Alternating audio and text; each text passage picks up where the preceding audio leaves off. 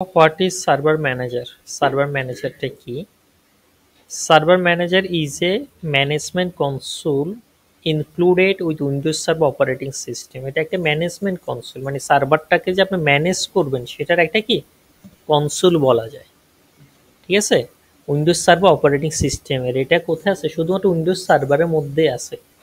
It allows administrator to manage both local and remote server. এটার সাহায্যে আপনি আপনার যে লোকাল সার্ভার, মানে যে সার্ভার আপনি সরাসরি আছেন সেটা, এবং চাইলে আপনি রিমোট সার্ভারে কি করতে পারবেন, হ্যান্ডেল করতে পারবেন ফ্রম এ সিঙ্গেল ইন্টারফেস। একই ইন্টারফেস থেকে আপনি আপনার সার্ভার এবং রিমোট সার্ভার কি করতে পারবেন, মেনটেন করতে পারবেন। ঠিক আছে, সার্ভার ম্যানেজার যদি আক্স করে হোয়াট ইজ সার্ভার ম্যানেজার, আপনার সার্ভার ট্রেনিং করছেন 3 মাস 4 মাস 6 মাস, সার্ভার ম্যানেজারকে মাঝে মধ্যে সহজ কোশ্চেন আনসারটা পারে না।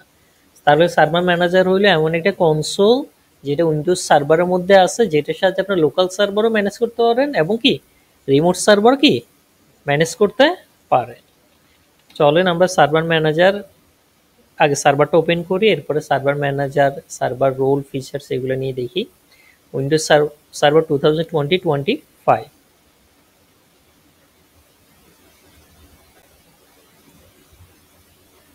এই অপশনটা আসলে স্কিপ দিস ভার্সন। হ্যাঁ, এখানে আপডেট চাইবে, আপনার আপডেট দিয়েন না।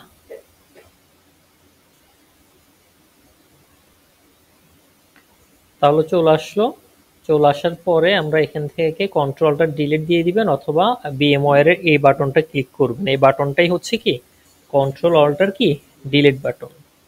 এরপরে অ্যাডমিনিস্ট্রেটর পাসওয়ার্ডটা দিবেন, আবার নিজে কমপ্লেক্স পাসওয়ার্ড দিয়ে নিজে পাসওয়ার্ড ভুলে যাবেন না। ঠিক আছে, এখন আপনারা সিনিয়র হচ্ছেন, এখন নিজেরা যদি নিজেদের পাসওয়ার্ড ভুলে যান তাহলে কি কোম্পানি আপনাদের উপর রিলাই করতে পারবে না। আচ্ছা, খেয়াল করেন এখানে একটা জিনিস লিখেছে, Windows server 2020-25 data centre evaluation valid 178 days. অর্থাৎ আমরা তো মাইক্রোসফটের সাইট থেকে যে আইএসও ফাইলটা নিছি এটার ভ্যালিডিটি হচ্ছে 180 দিন। 180 দিনের মধ্যে অলরেডি আমরা কতদিন ইউজ করে ফেলছি? 2 দিন ইউজ করে ফেলছি।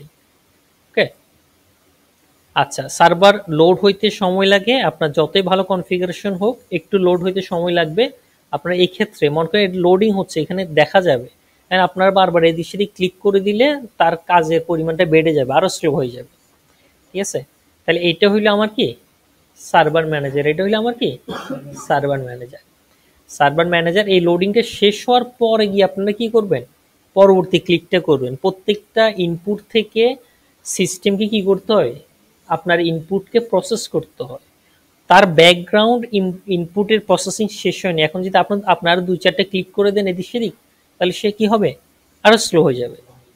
আচ্ছা, প্রথমে সার্ভার আসার পরে প্রথম কাজ হলো আপনি কম্পিউটার নেম চেঞ্জ করবেন। আমরা উইন্ডোজ 10-এ বা 11-এর ক্ষেত্রে খেয়াল করছেন, আমরা কম্পিউটার নেমটা কি করি, চেঞ্জ করি, কারণ আমাদের বিভিন্ন সময় শেয়ারিং করবো, এটা করবো সেটা করবো, আপনি এই জটিল নামটা কি আপনি নিজে আরেকজনকে বলতে পারবেন না। তো প্রথম কাজ হলো কম্পিউটার নেম চেঞ্জ করবেন। কম্পিউটার নেম চেঞ্জ করার জন্য কম্পিউটার ডিসক্রিপশন হচ্ছে এটা, চেঞ্জে ক্লিক করবেন। চেঞ্জে ক্লিক করে কম্পিউটার নেম, আমি মনে করি আমরা কম্পিউটার নেম দিয়ে দিচ্ছি কি ল্যাব, কম্পিউটার নেম কি দিচ্ছি, ল্যাব দিচ্ছি, ওকে দিয়ে দিচ্ছি।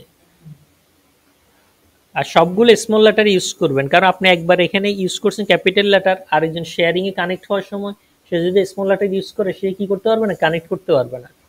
এই ধরনের চেঞ্জেসের ক্ষেত্রে, নামের চেঞ্জেসের ক্ষেত্রে অবশ্যই সিস্টেমকে রিস্টার্ট দিতে হয়, ওকে দিয়ে দিবেন। সিস্টেম এখন অটোমেটিক্যালি কি নিবে, রিস্টার্ট নিবে। এটা আপনার উইন্ডোজ 10-এও খেয়াল করছেন বা যারা উইন্ডোজ 11-এও খেয়াল করছেন, হোস্ট নেম চেঞ্জ করলে উইন্ডোজের ক্ষেত্রে কি দিতে হয়, রিস্টার্ট দিতে হয়, লিনাক্সের ক্ষেত্রে দিতে হয় না। ঠিক আছে,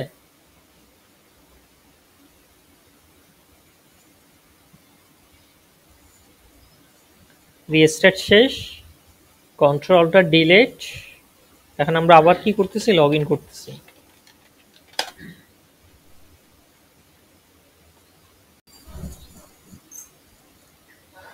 অটোমেটিক্যালি সার্ভার ম্যানেজারটা আসবে। ঠিক আছে, আপনি সেই জন্য পর্যন্ত কি করবেন, ওয়েট করবেন।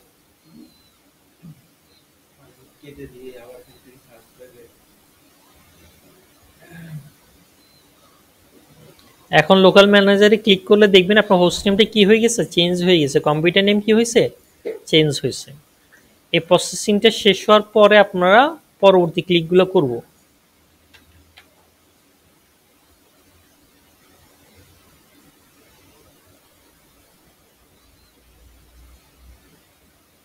শেষ। এরপরে স্টেপের কাজ এখনো সেটা কি হয়নি, শেষ হয়নি। আচ্ছা, আরেকটা জিনিস খেয়াল করেন, আমার এখানে ফুল স্ক্রিনটা সে এখন নেয় নাই, আমার স্ক্রিনটা কি হয়ে আছে, অর্ধেক হয়ে আছে, আমার এই পাশেও খালি এ পাশেও খালি। তাহলে আমাকে কি চেঞ্জ করতে হবে, স্ক্রিন রেজুলেশন ঠিক করতে হবে। কি ঠিক করতে হবে, স্ক্রিন রেজুলেশন। রাইট ক্লিক করে ডিসপ্লে সেটিং, কই থেকে, ডিসপ্লে সেটিং থেকে, ডিসপ্লে সেটিং থেকে এটা রেজুলেশন আছে কত, 124/768, তাই না? আমাদের এটা মনে হয় আর একটু বেশি নেবে। এইটা ঠিক আছে, দেখেন 1280/720। আচ্ছা, আমি আরো একটা দেখি, 1280/720, তো 1280/700, 1280-তে আমার হাইটটা ঠিক থাকতেছে, 720-এ রিস্টার্ট নিয়ে নিছে।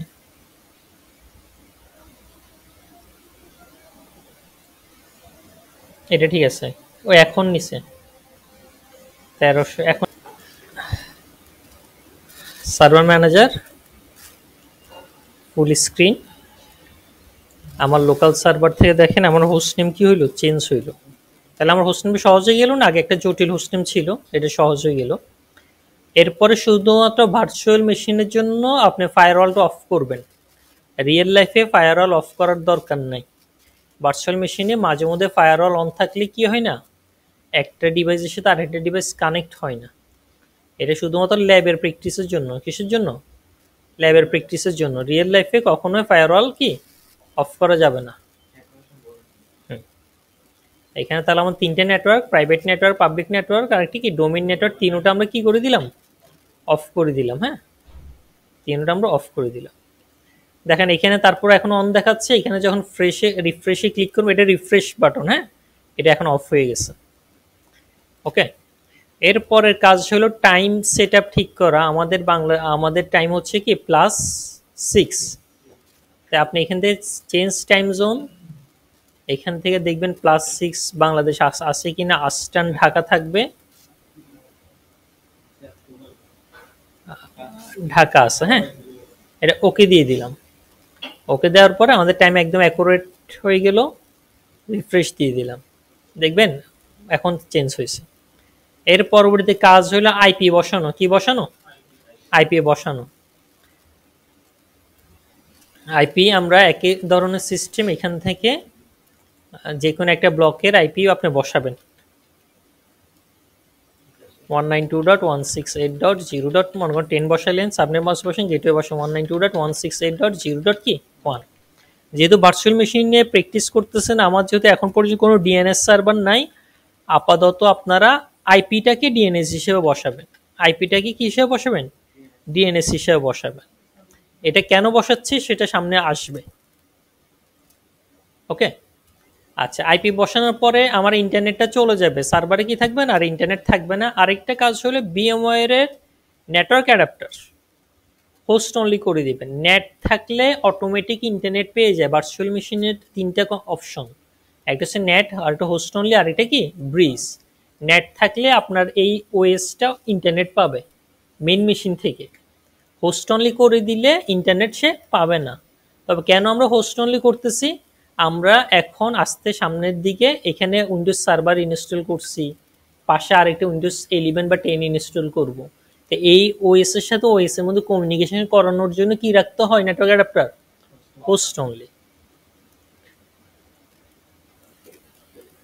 তাহলে এতটুকু করা প্রাথমিক ইনিশিয়ালাইজেশন, এতটুকু কাজ আপনাকে করতে হবে। প্রথম কাজ হোস্ট নেম চেঞ্জ করা, সেকেন্ড কাজ ফায়ারওয়াল অফ করা, থার্ড কাজ আইপি বসানো, ফোর্থ কাজ হচ্ছে কি টাইম জোন সেট আপ করা, ঠিক আছে, এবং নেটওয়ার্ক অ্যাডাপ্টার কি করে দেওয়া, হোস্ট অনলি করে দেওয়া। নেটওয়ার্ক অ্যাডাপ্টার কি করে দেওয়া, হোস্ট অনলি করে দেওয়া।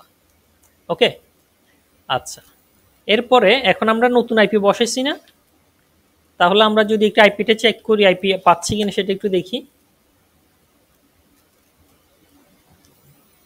আইপি কনফিগ, নতুন আইপি পাওয়া গেছে, পাওয়া গেছে।